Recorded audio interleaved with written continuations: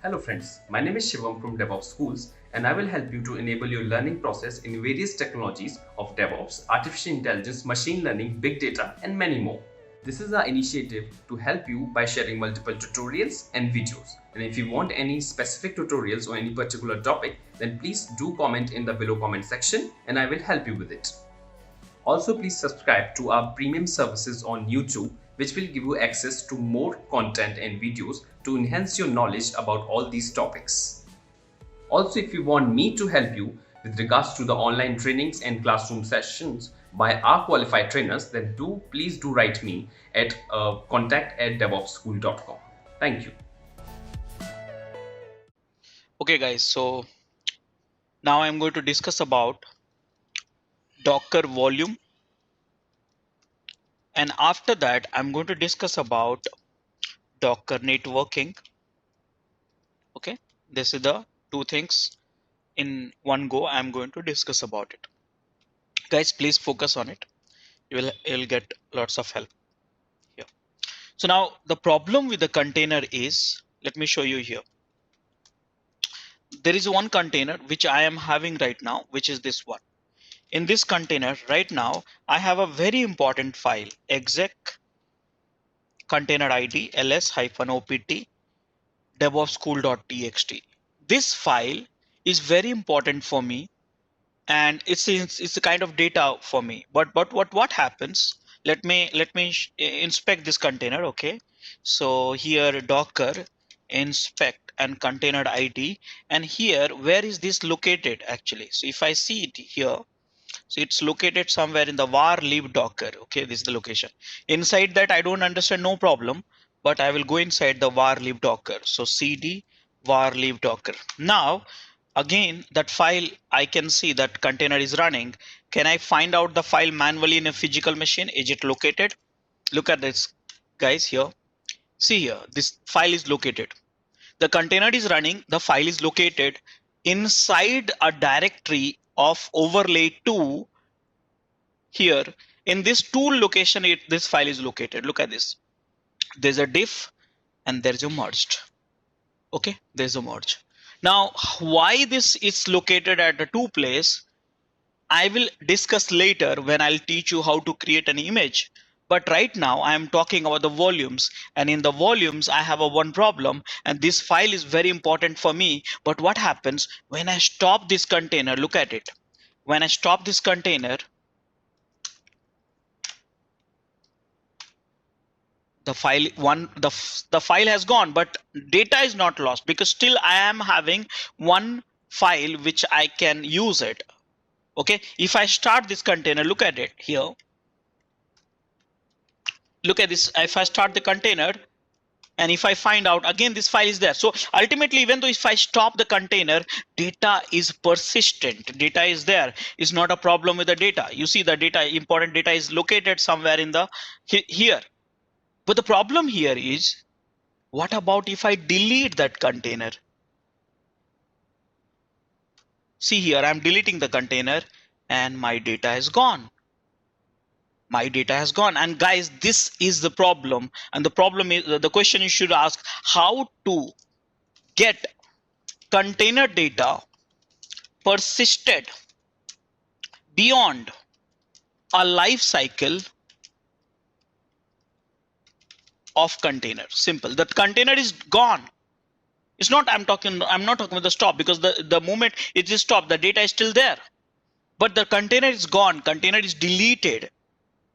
But my data should not be deleted. How can we have that solution?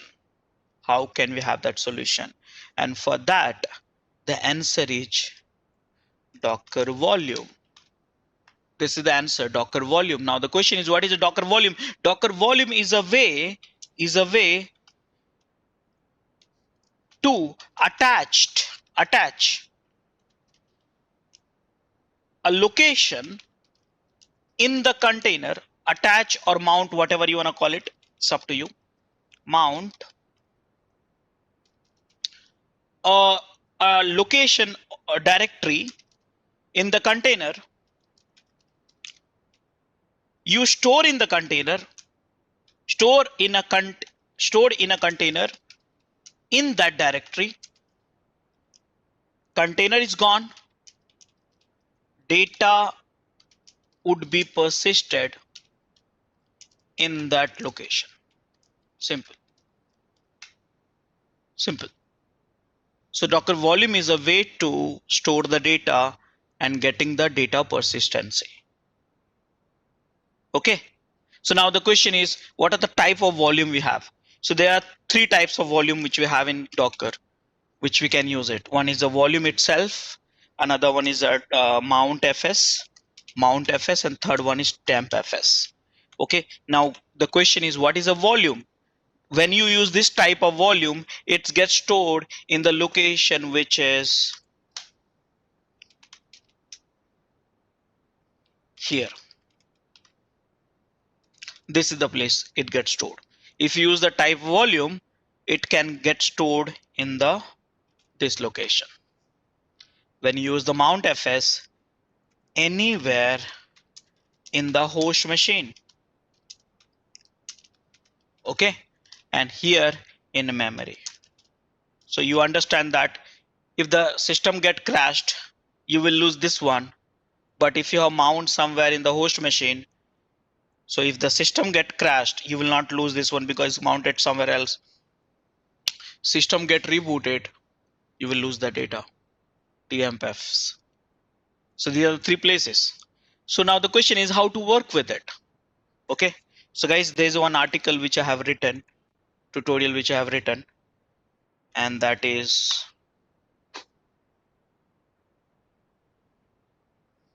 Docker volume. This is just for the reference. Anyways, I'm going to show you the demo here. And you can use this article for the reference, but now I'm going to work with a volume. So guys, how can we list out the volume? So Docker volume, I don't know any commands, just I remember Docker volume, and it gave me all the commands. I can create a volume, I can inspect the volume, I can list the volume, I can prune the volume. Prune means the volume which is not being used, it can be removed, and remove the volume. So what I'm going to do, I'm going to list out the volumes. Yes, this directory, I have so many volumes, guys. Look at this, volumes, pwd command also list out the same thing. So you must be wondering, I have not created any volumes, but how these volumes got created? So far, I have not created any volume in this machine. So guys, do you remember the event command with the Jenkins? Do you remember? If not, let me show you here. Look at this here, ls hyphen counting it, wc hyphen l. How many count? 16 is there. Out of 15 volumes are there, and then remaining things are there, metadata.db. So total 60 entries is there here. Now Docker run -d Jenkins. Do you remember the events with the Jenkins? See here, 17.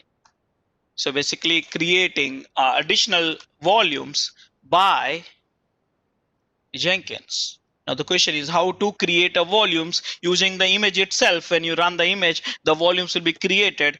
That's a different question, so I'm going to answer later. But right now, what you are going to do is you are going to work with this volume. So now, guys, I'm having these many containers. So what I'm going to do, I'm going to stop this container one by one. 1, 2,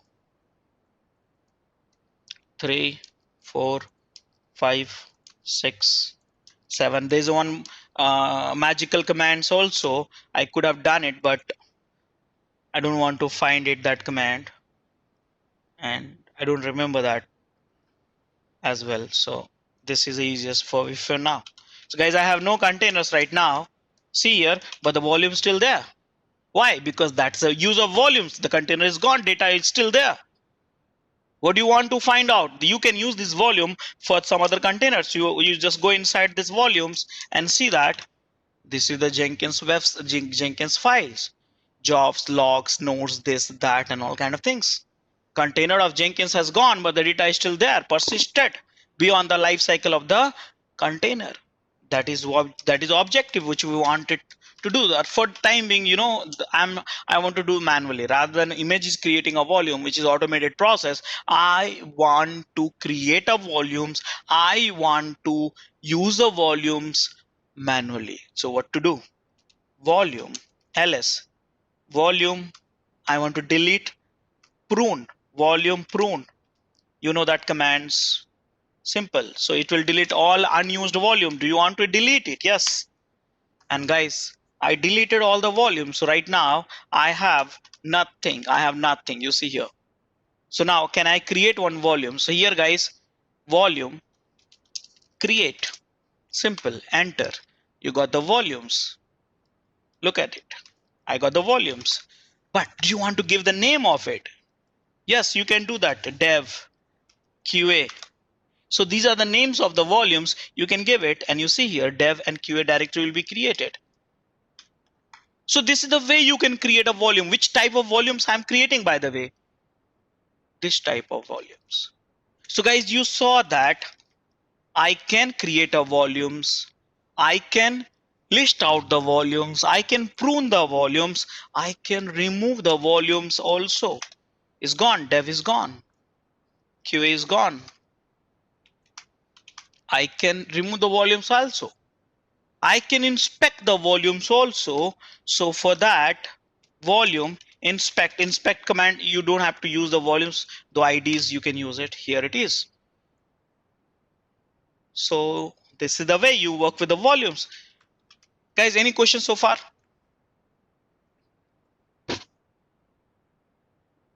Any questions so far?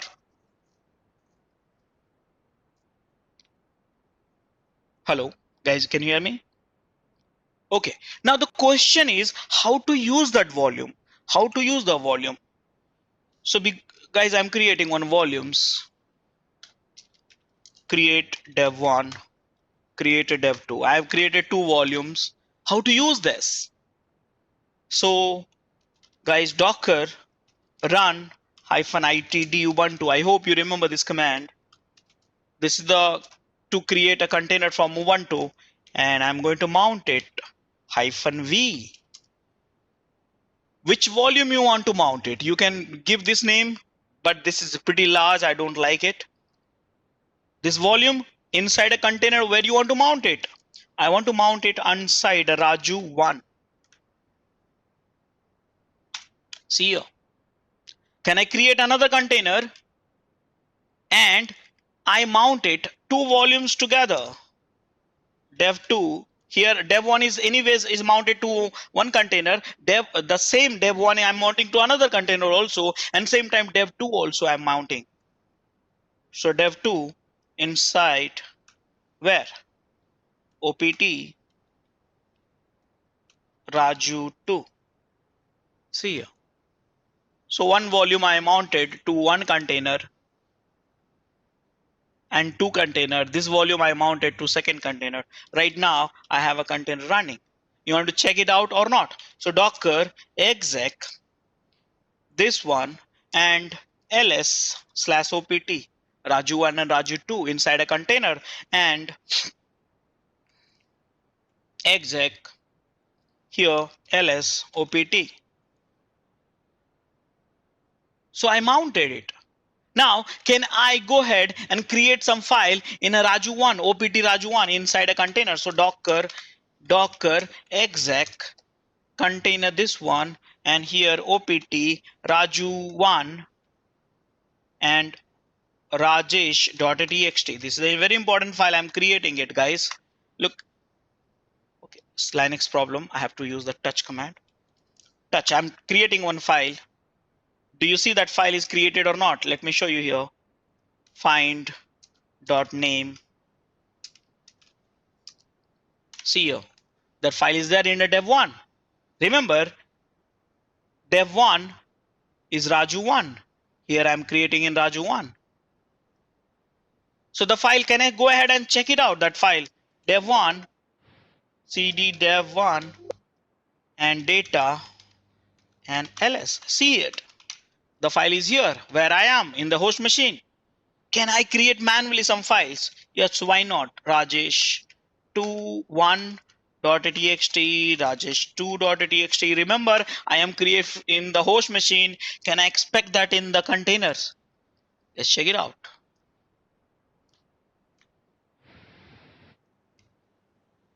Let's check it out. lsopt raju1. See it inside a container. So you write in the host machine, it write in the container, you write in the container, you can see in the host machine. So basically whatever you do, it's there in your host machine itself. So this is how you can mount it. So the question is, can I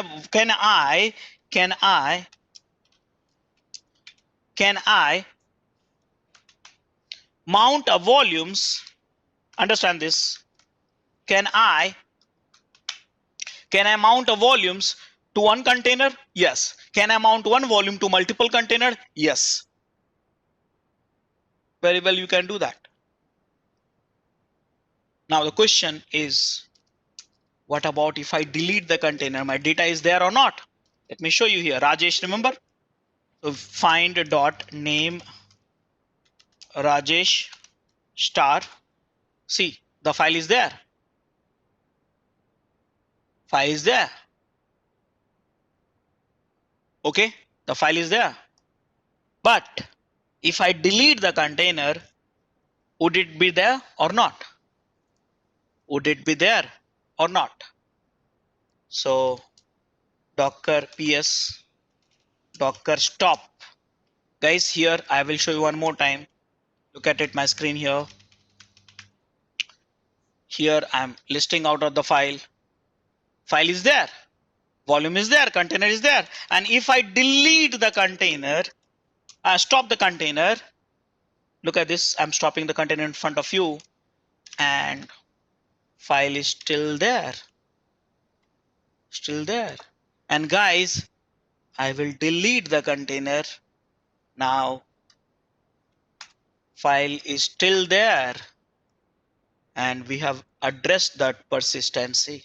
Solution is there. Container is gone. Data is not gone. And can I use this this volumes with other containers? Yes, why not? So Docker run hyphen itd and Ubuntu. This is the one of the way to create a container -v dev1, and here I can mount Raka. And see here, Docker ps docker exec container id ls opt and Raka. See, the 3 files are there. So guys, did you understand? Volume is the solution for the data persistency in the container. And then, by the way, I have used these volume types. Any questions so far? Any questions so far? Guys, any questions so far? Okay, so now I'm going to show you guys the next type, which is called mountfs. Guys, I said very clearly, mountfs volume type you can use anywhere in the host machine. So can I do that? So let's do one thing. Let's go to the opt in the host machine, and here let's create one directory bcap, something like that. Go to the bcap, and here this is the locations in the host machine I want to mount it. You have to assume this is the location which is mounted from the external storage, so that it can be done. But right now I'm just assuming it. Okay. So here docker run -itd -v location inside a container opt Ramu Kaka. See here, Ubuntu. So just you have to change the, instead of volume name, you have to give the path name, and that will become mountfs. That's all, nothing else. Okay, and you see here, you got this container, exec here, ls opt, and anything you stored in the touch opt Ramu Kaka RRR, and I can see in the host machine anything I can make it here in the host machine. I can see in the container. See it here. So guys, this is the one. And third one which we have, if you use this one, you have to pass the TMFF and it will store in the memory and stuff like that. Okay, so guys, this is the Docker volume, and because of that there are data persistency available. Which are the command I run in order to show you all this stuff?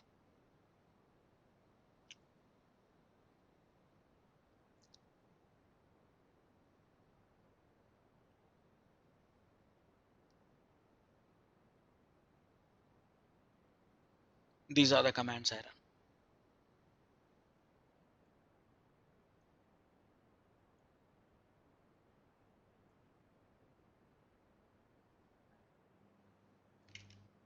Okay, now guys, I will let you explore, and I'll give you the assignment to explore TMFFs yourself. Now let's move on to the Docker networking. Any questions, guys?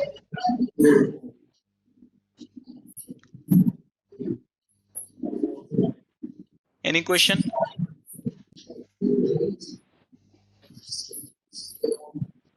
Okay. Please enroll our general membership for $399 plan to get access of all the parts. Along with that, you can access our other tutorials such as Docker, Ansible, Jenkins, Terraform, Splunk, AWS, Azure, and various other DevOps related premium tutorials with our channel membership. If you would have any issues with our channel membership, you can drop an email to us at contact@devopsschool.com, or you can also unsubscribe from channel membership anytime if you don't want to continue or did not like the video. To get our channel membership, click onto the join button, select the $399 plan and grow your skills immensely. Please be kind enough to like it, and you can comment any of your doubts and queries. We will reply to them at the earliest. Thanks for watching.